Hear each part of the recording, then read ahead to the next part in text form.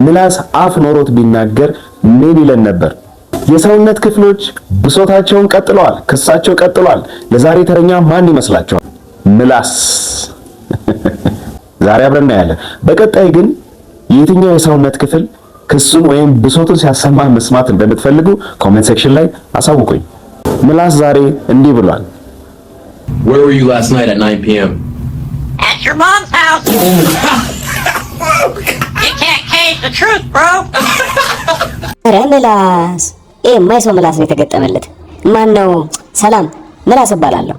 ሁልሽም የምትቀምሺው ያሻሸን የምታወሪው ሌላው ቀርቶ ያላመጥሽውን መዋጥ የምትሽው በእኔ አጋዥነት ነው። የሰው ልጅ ግን በገዛ ገንዘቡ ጠላቱን ይገዛል። የምታጨሱት ሲጋራ እሺ፣ አሁንማ ያሽሻ የሚባለው ሰውዬ ራሱ ፋሽን ሆኗል።